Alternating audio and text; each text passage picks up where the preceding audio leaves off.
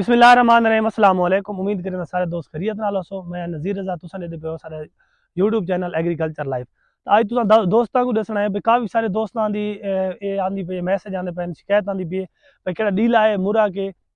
ਉਹ ਸਾਡੇ ਗੰਨਾਂ ਦੇ ਵਿੱਚੋਂ ਬਿਲਕੁਲ ਖਤਮ ਨਹੀਂ ਥੀਂਦਾ ਇੱਕ ਦਫਾ ਉਤੋਂ ਸੜਦਾ ਹੈ ਔਰ ਉਸ ਤੋਂ ਬਾਅਦ ਵਲਾ ਜੰਮ ਆਉਂਦਾ ਅੱਜ ਅਸਾਂ ਇਹਨਾਂ ਦੋਸਤਾਂ ਦੀ ਫੀਲਡ 'ਚ ਆਏ ਵਧੇ ਆ ਸਾਡੇ ਡਿਸਟ੍ਰਿਕਟ ਬੱਖਰ ਦੇ ਬਹੁਤ ਅੱਛੇ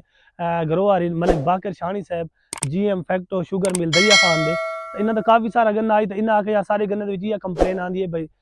सारा कड़ा डीला है मुरा के ये बिल्कुल खत्म नहीं थी काफ़ी सारी दवाइयां अस करें लेकिन उस खत्म नहीं थी एक दफ़ा थोड़ा जितनी पीली थी उस तो बाद वाला ग्रोथ अपनी जारी रखने दी।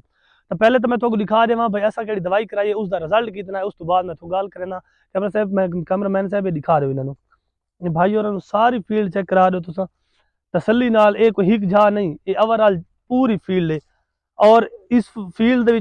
गिनो इस गन्ने की जर्मीनेशन देखो और गन्ने के उत्ते कई किस्म का स्ट्रेस दे गिनो काफ़ी सारिया दवाइयां हैं काफ़ी सारिया कंपनी दवाइयां केड़ियां वजह तो ना नाल गन्ना ही पीला थी वेंदे कई किस्म का गन्ने तो स्ट्रेस कोनी और गन्ना बिल्कुल बहाल खड़े और इस होते ऐसा की कि असा हम कदम क्रॉप साइंस दी हिक मारोल गोल्ड हिक फुल कंट्रोल ठीक है एक दफ़ा रिपीट की थी उस तो बाद ठीक 4 दिन बाद असा वलाऊं तो रिपीट करें हिक मारोल गोल्ड हिक फुल कंट्रोल उस खुद तुसा देख गिनो पे उन्होंने इन्होंने कास्ट कितनी पई है और इन्होंने रिजल्ट कितना आया पी है काफ़ी सारे कंपनियां डब्बे वाले स्प्रे करेंदे पैन टोपरा मजीन लेकिन टोपरा मजीन जिस टाइम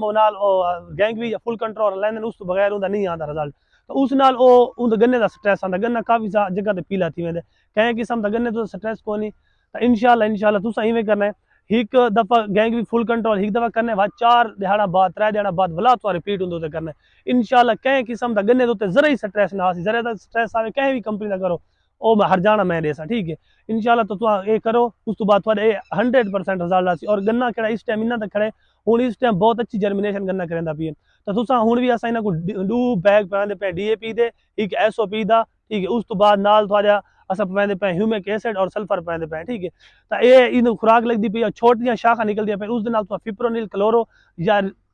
रीजेंट किवें आखू चाह या तुसा कई किस्म का भी फंजीसाइड और